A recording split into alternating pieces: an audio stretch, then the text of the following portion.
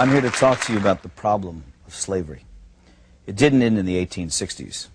It's a social malady that's with us today, and it's increasing in its scope and virulence. The desire to enslave our fellow man is unfortunately intrinsic to the human character. It has been with us since the beginning of time, on every continent and in virtually every culture, from ancient Egypt to Babylon to Greece and Rome, Africa, Asia, Europe, and the United States. Germany and Japan openly practiced widespread slavery only 50 years ago, and the Soviet Union until less than a decade ago. China even today. It's a disease of our human nature, and yet people are under the impression that it no longer exists. I say to you that in a subtle form it exists in America today, and it's becoming less subtle and more manifest.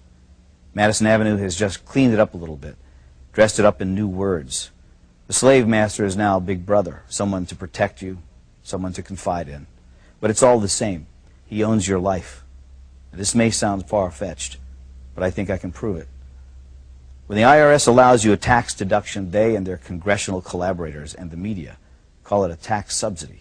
In other words, they designate it as a gift to you, a subsidy.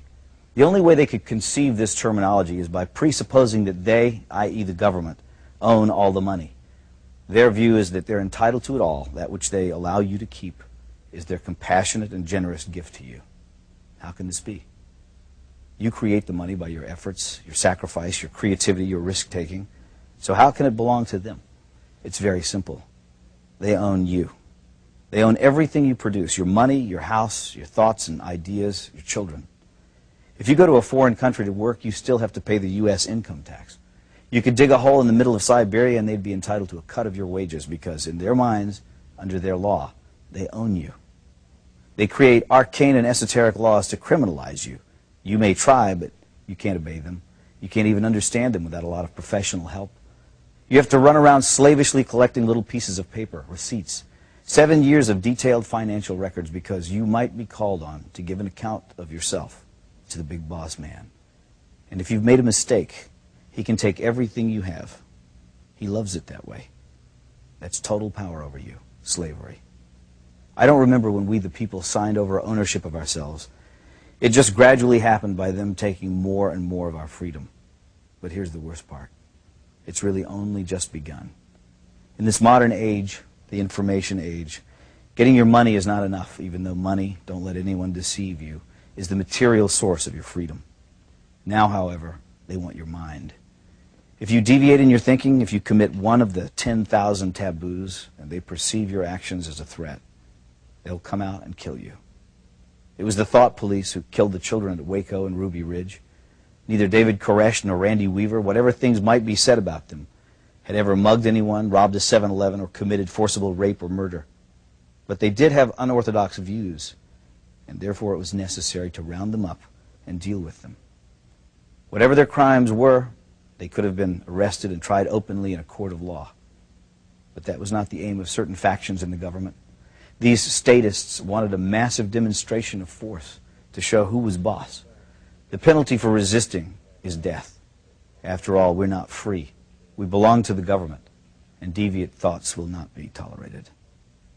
In the aftermath of the horrible Oklahoma City bombing, government propagandists tried to intimidate the people into silence by recklessly linking criticism of the government to acts of murder. Some people ask, how can you fear your government and claim to love your country? Our response is, how can you love your country without fearing your government? Who else holds a counterfeit license to kill, incarcerate, and confiscate for non-crimes? Remember, America is about liberty first and last, not obedience to bureaucrats. The Washington power clique wants you to shut up, get in line, do what you're told to do, and most outrageously, think what you've been told to think. We have hundreds of politicians and thousands of lobbyists crawling all over Washington, thinking of ways to control you, to extend their will over you, to subvert your freedom and replace it with their will, to capture, that is, to steal your life force. And so we should all be very angry, because anger is the engine that drives our will to resist. And without resistance, without awareness, they will take it all.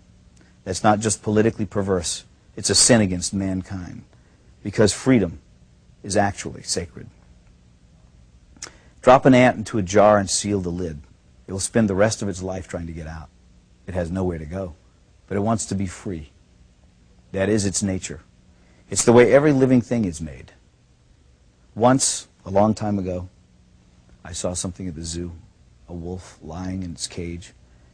I thought about how this magnificent animal was the end product of millions of years of evolutionary design. A nose that could detect the faintest scent, ultrasonic hearing, eyes that could see in the dark, teeth and jaws capable of crushing thick bone, heart and lungs that could run him for hours in a sub-zero blizzard.